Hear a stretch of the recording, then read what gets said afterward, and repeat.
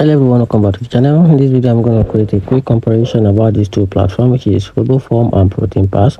So I'm going to analyze the strength, the weakness about these two platforms to help you make an informed decision on which password manager to use in 2025. So to get started with a quick overview, RoboForm is a long-standing password manager known for its powerful form filling capability and reliable core features suitable for both personal and business users.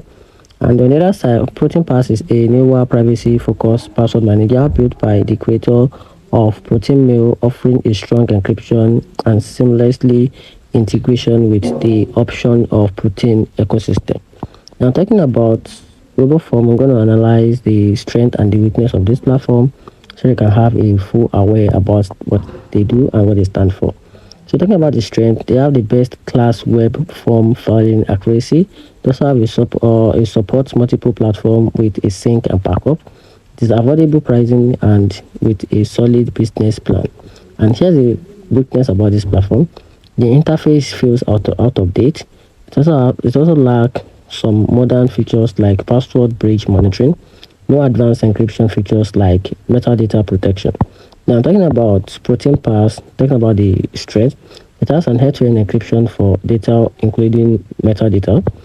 It has a clear interface with support of emails, aliasing, and integrates with Proton Mail's VPN and Drive.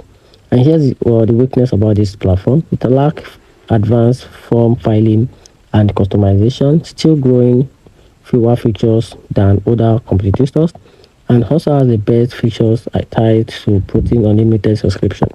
And here's the very conclusion about this platform. So if you want a strong form filing, matured feature set, and affordable pricing for personal or business use, just go for RoboForm. Then if you want a valuable deep privacy encrypted metadata and are already part of the Proton ecosystem, just go for Proton Pass. So that's it. Let me know in the comment section what you think about this platform.